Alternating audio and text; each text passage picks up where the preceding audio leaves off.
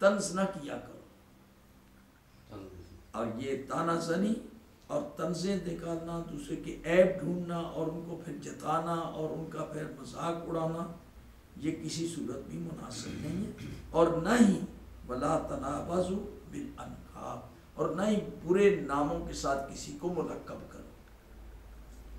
تانے بھی نہ دو، مذاق نہ کرو، ان کی عیب ڈھونڈنے کی کوشش نہ کرو، اور کسی کے غلط قسم کے نام نہ رکھو، غلط القاب سے ان کو ملقب نہ کرو. بئس الاسم الفسوق بعد الایمان، ایمان لے آنے کے بعد، ایمان کے بعد یہ جو برائی کا جو نام ہے یہ اچھا نہیں ہے. یعنی برا نام کسی کا رکھنا اور اس کو ذلیل کرنے کی کوشش کرنا اور نفرت کے ساتھ کسی کو دیکھنا اور اس کا نام نفرت کے ساتھ کوئی نام، ایسی کہتے ہیں کچھ نک نیم ہوتے ہیں اور کچھ اس طرح کے نام ہوتے ہیں جو بدنام کرنے کے لیے. تو ایمان لانے کے بعد اس قسم کا گناہ جو ہے یہ یعنی بدنام کرنا یہ گناہ ہے، کسی کا مذاق اڑانا گناہ ہے. تو اس طرح ایمان لانے کے بعد یہ اس قسم کے افعال اور اس قسم کے یعنی ایک دوسرے کے ساتھ نفرت کے لیے باتیں کرنا یہ مناسب نہیں ہے. یعنی گناہ کا جو نام ہے، جو گناہ ہے کسی کی طرف منسوب کرنا اور اس کی نسبت سے اس کا کوئی نام دھرنا یہ مناسب نہیں. ایمان لانے کے بعد اس قسم کی تانا زنی، کسی کے عیب ڈھونڈنا اور ان کو برے القاب ڈھونڈ کے یاد کرنا، ایمان لانے کے بعد اس قسم کے نام جو ہیں یعنی خطا اور گناہ کے نام نہیں رکھنے چاہیے. وَمَن لَمْ يَتُبْ فَأُولَٰئِكَ هُمُ الظَّالِمُونَ. ہاں، اور جو کوئی توبہ نہیں کرتا، اس طرف رجوع نہیں کرتا، فَأُولَٰئِكَ هُمُ الظَّالِمُونَ، وہ ظالم ہے. یعنی اگر کوئی اس قسم کی حرکت کرتا ہے تو اس کو توبہ کرنی چاہیے، اور اگر توبہ نہیں کرتا اور یہی حرکتیں ہیں کہ دوسروں کے عیب ڈھونڈنا، ان کے نام رکھنا، ان کا مذاق کرنا، تمسخر اڑانا، تو یہ اس سے اگر وہ باز نہیں آتے ہیں تو وہ ظالم ہیں. اب یہ آیات جو ہیں یہ اوپر والی پہلی جو آیت میں نے پڑھی ہے 9 نمبر، ان طائفتان من المؤمنین اقتتلوا فاصلحوا بینہما. اب یہ دو گروہوں میں اگر جنگ ہو جائے تو تم ان کی صلح کراؤ. اگر صلح نہیں ہوتی اور جو ایک زیادتی کرنے والا ہے اس کے خلاف ہو جاؤ اور اتنا پریشر ڈالو اس پر کہ وہ مجبور ہو کر صلح کے لیے آمادہ ہو جائے اور اللہ کے حکم کی طرف آئے. اب یہ جو الفاظ ہیں یہ جنگ صفین کے اوپر بہت سوٹیبل ہیں، بڑے منطبق ہوتے ہیں. اب دو گروہ ہیں، بڑے گروہ ہیں، عظیم گروہ مسلمانوں کے آپس میں ٹکرا رہے ہیں. اور پبلک کے لیے کیا ہے؟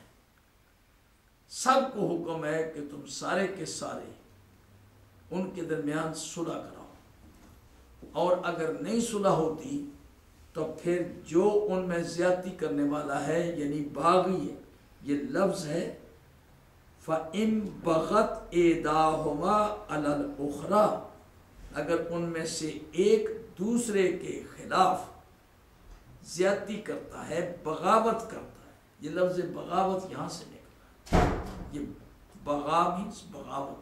اگر کوئی زیادتی کرتا ہے اور بغاوت کر رہا ہے تو پھر اس کے خلاف جنگ کرو، پھر آپ اس کے خلاف جنگ کرو. فَقَاتِلُوا الَّتِي تَبْغِي، جو باغی ہے اس کے خلاف جنگ کرو، حتیٰ تفیہ الی امر اللہ، کہ اللہ کے امر کی طرف آ جائے. تو اب جنگ صفین کے دیکھیں کہ حضرت علی کا لشکر غالب آ گیا اور معاویہ کو بالکل شکست ہو رہی تھی، قریب تھا کہ اس کی مکمل شکست سامنے آ جائے، وہ شکست ہو جائے. تو اس کے لشکر میں سے اس کا جو مشیر تھا اس نے مشورہ دیا، یعنی انہوں نے قرآن اٹھائے. تو اب وہ اتنے مجبور ہو گئے تھے کہ انہوں نے قرآن کو کھڑا کیا اور کہا کہ ہم اس کا فیصلہ مانتے ہیں.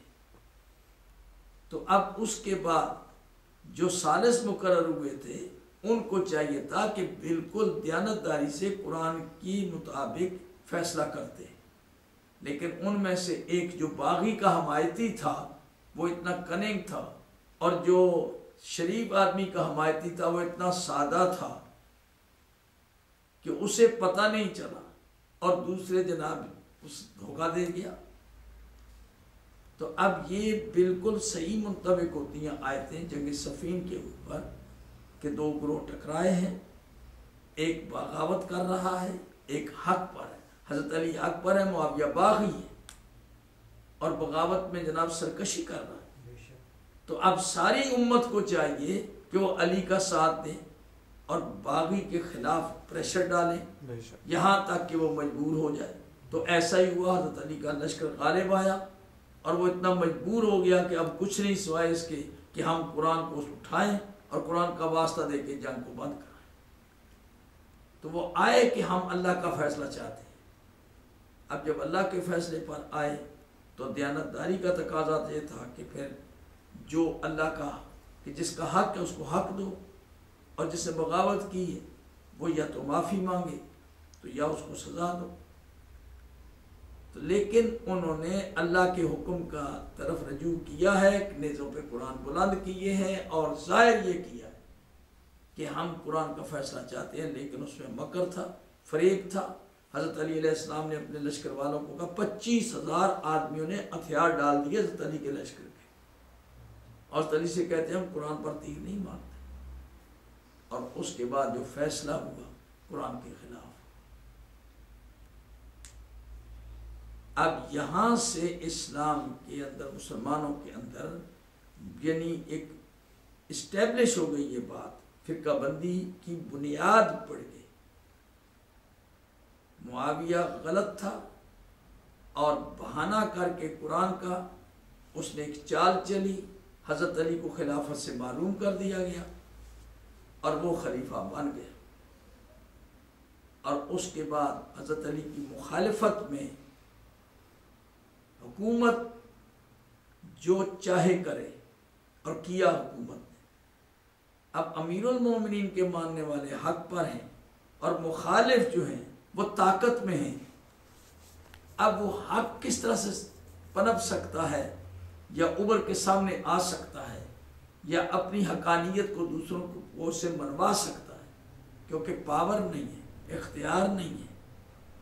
یہی وجہ ہے کہ آل محمد کی تعلیمات حکومتوں کی وجہ سے، کہ حکومت آل محمد کی مخالف تھی، ان کو اپنا سیاسی حریف سمجھتے تھے، ان کی کردار کشی کی جا رہی تھی۔ اس لیے جو مذہب رائج ہوا ہے اور جو مسلمات اس وقت آپ منصہ شہود پر دیکھتے ہیں وہ سب حکومت کی حمایت میں لکھے گئے اور حکومت کے ایما پر کتابیں مرتب ہوئیں۔ ہر ایک رائٹر نے یہ خیال رکھا کہ میں جو فقہ جمع کر رہا ہوں یا تدوین کر رہا ہوں یا یہ، اس میں حکومت ناراض نہ ہو، اور حکومت کی بھی یہی کوشش تھی کہ کوئی ایسا مواد بیچ میں نہ آنے پائے جو ہماری مخالفت میں جاتا ہو۔ لہذا انہوں نے اپنی طاقت کے زور پر اسلام کے اصول اپنی طرف سے وضع کیے، اور اس میں سب سے بڑی خرابی یہ ہے کہ head of the Muslim state کے لیے تقوی لازم ہے، سوسائٹی میں سب سے بہتر ہونا اس کے لیے لازم ہے۔ تمام غیر مسلم سوسائٹی میں بھی آپ دیکھیں